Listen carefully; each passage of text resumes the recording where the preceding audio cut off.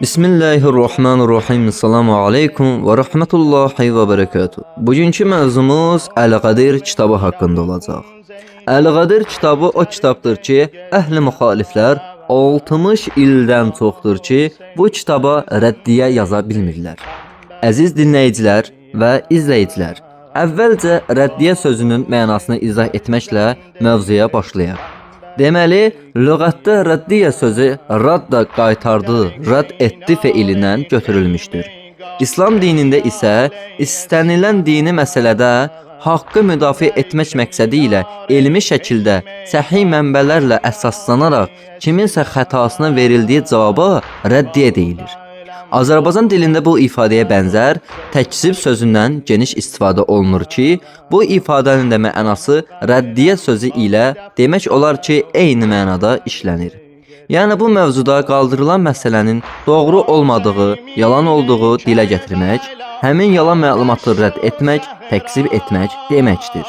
Haqqında danışdığımız görkəmli İslamşünas alim Ayətullah Muhammed Ali Ordubadi 1895-ci ildə qədim Azərbaycan torpağı olan Təbrizdə dünyaya gəlmişdir.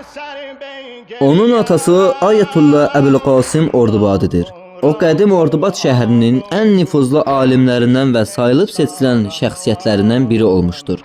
Haqqında qələmə alınan məqalələrdən oxuyuruq ki, 19-cu əsrin sonlarında Ayətullah Əbülqasim ailəsi ilə birgə Cənubi Azərbaycanın Təbriz şəhərinə gəlmiş, bir müddət burada yaşamışdır. Oğlu Ayətullah Muhammed Ali də Təbriz şəhərində dünyaya gəlmişdir. 1898-ci ildə ailəsi ilə birlikdə Nəcəf şəhərinə məskunlaşmışdır. Atasının təlim-tərbiyəsi və elmi biliklərinin işığında böyüyən Muhammed Ali ibtidai təhsilini bitirdikdən sonra yüksək səviyyəli fiqh və üsul fiqh dərslərini oxumağa başlayır.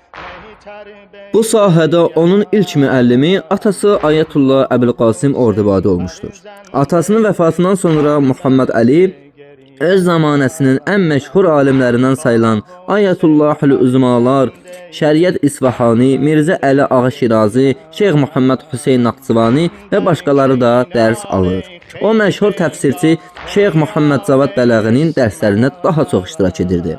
Müasirləri bu böyük şəxsiyyətin şeir və ədəbiyyatda misilsiz istedad sahibi olduğunu qeyd etmişlər. Onun şeirlərinin əksəriyyəti ərəb dilindədir. Məfaxir-i Azərbaycan kitabında yazıldığına görə Ordubadi Əl-Qadir kitabının yazılmasında Əllamə Əminiyə yaxından köməklik göstərmişdir. O, Əl-Qadir kitabının səlis dil və aydın üslubda qələmə alınması üçün müəllifə dəyərli məsləhətlər vermiş, kitabın redakta prosesində fəal iştirak etmişdir. Bilavasitə bu məsuliyyətli vəzifənin əsas iştirakçısı olmuşdur. Bu cür müstəsna dəyərə malik bir əsərin yaradılmasına yardım göstərməklə Mirzə Muhammed Ali Ordubadi öz adını tarix səhifələrində qızıl hərflərlə əbədi yazmışdır. Ordubadi dini məzmunlu bir neçə əsəri müəllifidir. Mirzə Muhammed Ali Qarəvi Ordubadi Hicri 1380-ci il Səfər ayının birində, miladi təqvimlə desək 26 iyul 1960-cı il 72 yaşında ikən dünyasını dəyişmiş. İmam Ali Əmir əl-Möminin aleyhissalamın hərəmində dəfn olunmuşdur. Allah rəhmət eləsin.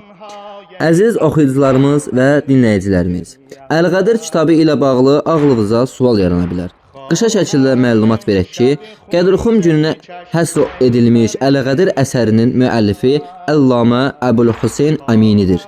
Bu kitab Həzrəti Ali Əmir əl-Möminin aleyhissalamın vilayətindən bəhs edir. Əllamə Əmini kitabın ərsəyə gəlməsi üçün 10 mindən çox artıq kitab mütaliə etmiş və 100 mindən çox etibarlı mənbəyə istinad etmişdir. Alim 20 cildlik əsərində 110 səhabə və 84 tabiindən hədislər nəql edir. Kitabı yazmaq üçün isə Hindistan, Pakistan, Marakeş, Misir və dünyanın bir çox ölkələrinə səfər etmişdir. Hazırda Əl-Qadir kitabı Qədrxum gününə aid ən mötəbər hədislər toplusu və geniş izahlı əsər sayılır. Tərcüməsi isə Azərbaycanlı fəqih haqqında məlumat verdiyimiz Ayətullah Muhammed Ali Ordubadiyə məxsusdur. Sədəqallahu aliyyul azim.